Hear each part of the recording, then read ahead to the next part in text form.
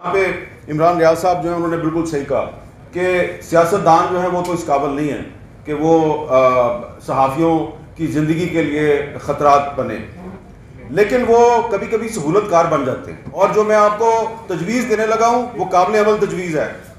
آپ کو کسی حکومت کے پاس جانے کی ضرورت نہیں، کسی یونائٹڈ نیشنز کے پاس جانے کی ضرورت نہیں.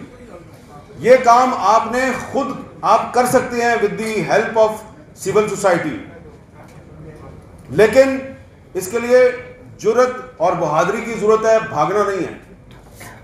کام آپ کر لیں گے، بھاگنا نہیں ہے. اس کے لیے یہ طریقہ کیا ہے؟ یہ طریقہ برٹرینڈ رسل نے اختیار کیا تھا.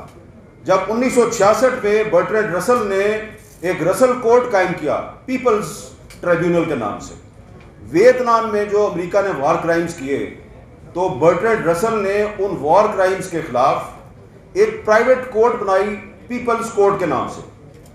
اس کوڈ کا تعلق کسی حکومت سے نہیں تھا. اس کوڈ میں دنیا کے بڑے بڑے جو کانسٹیٹیوشنل ایکسپرٹ تھے، ریٹائرڈ جج تھے، پروسیکیوٹر تھے، سول سوسائٹی کے ایکٹیوسٹ تھے، ان کو بٹھایا گیا. انہوں نے باقاعدہ پروسیڈنگ کی، گواہ آئے، ان پہ جرح ہوئی، اور اس کا جو رسل کوڈ کا فیصلہ ہے اس فیصلے کے نتیجے میں امریکہ کو ویتنام میں جنگی جرائم کا مجرم قرار دیا گیا. اور جو رسل کوڈ کا جو فیصلہ تھا وہ اس کو کسی نے یہ نہیں کہا کہ جی یہ تعصب پہ مبنی فیصلہ تھا یا ہم اس کو نہیں مانتے. اور اس رسل کوڈ کے فیصلے کے بعد امریکہ ویتنام سے اپنی فوج نکالنے پر مجبور ہوا تھا. اس رسل کوڈ کو بعد میں پیپلز ٹریبیونل کا نام دیا گیا.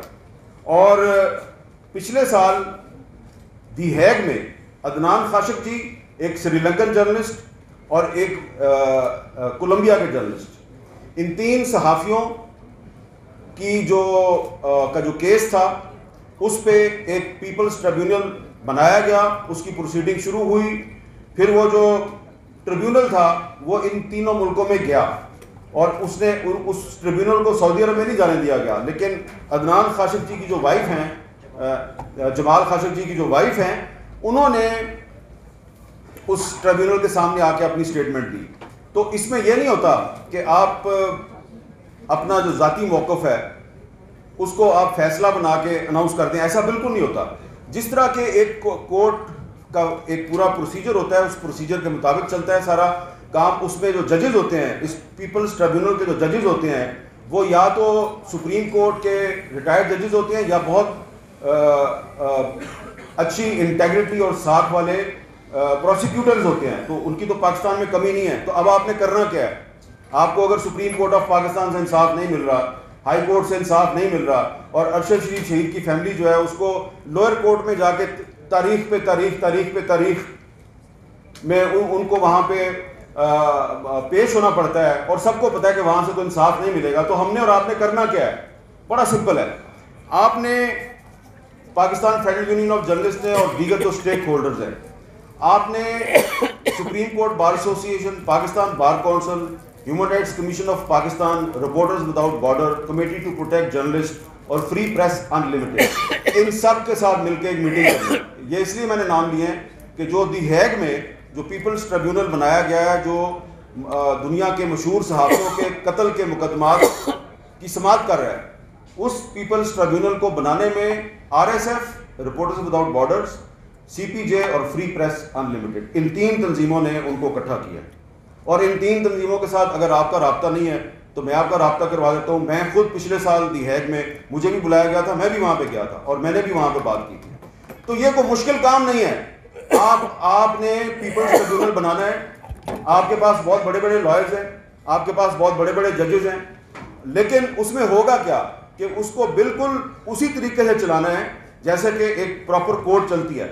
اور اس میں آپ اپنا جو پرائم سسپیکٹ ہے، ملزم، جس کا آپ سب کو پتا ہے ملزم کون ہے، وہ مالک صاحب نے ملزم کا نام لیا ہے، ٹھیک ہے، وہ بھی ہوگا، اس کا نام F سے شروع ہوتا ہے. میرا خیال ہے ملزم کا نام تو B سے شروع ہوتا ہے.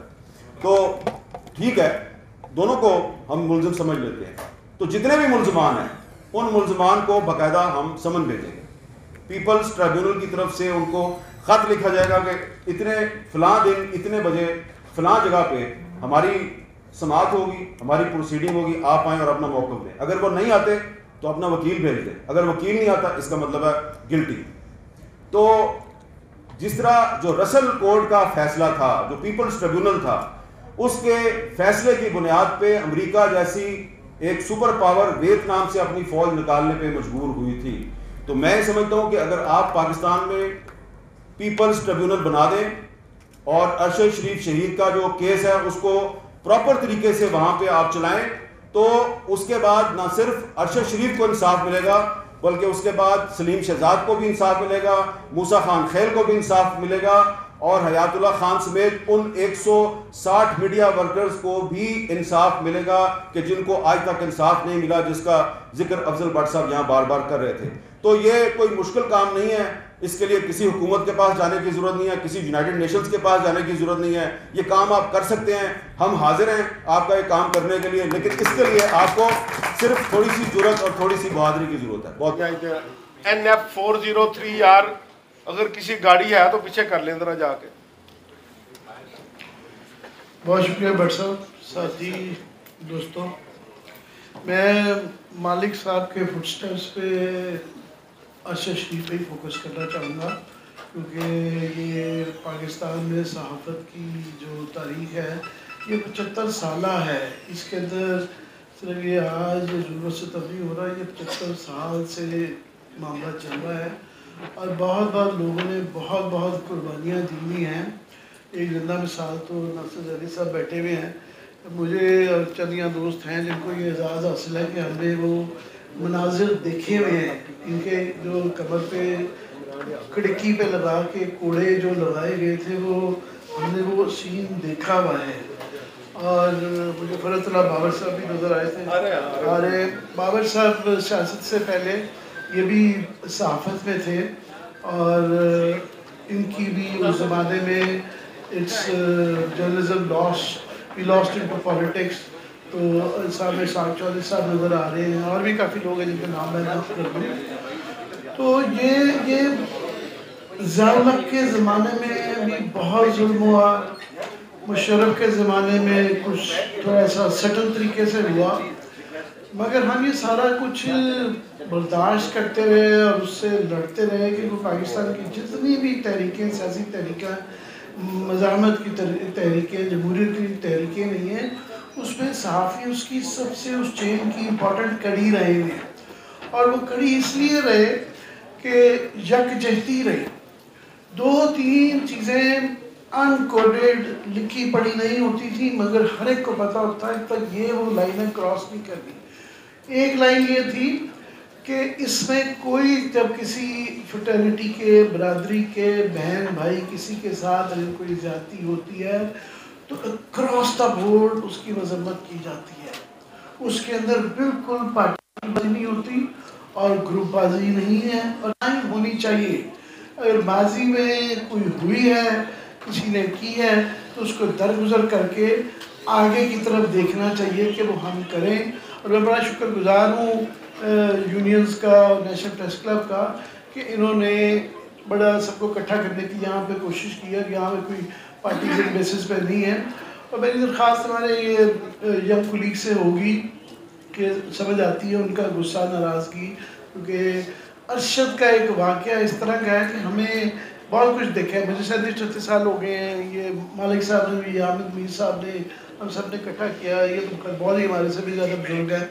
تو مگر یہ جو نیا ٹرینڈ ہے نا پچھلے یہ 5-6 سال میں اس میں نہیں پڑھوں گا کہ اس پارٹی نے کیا کیا کیا نہیں کیا, یہ ایک نیو لیول ہے. ہمارا خیال تھا کہ ضیاء الحق کے بعد جو وہ ایک کلاس لیول ہے, اس سے آگے نہیں جائے, اور یہ ایک نیو لیول ہے بالکل, کیونکہ اس کے اندر پہلے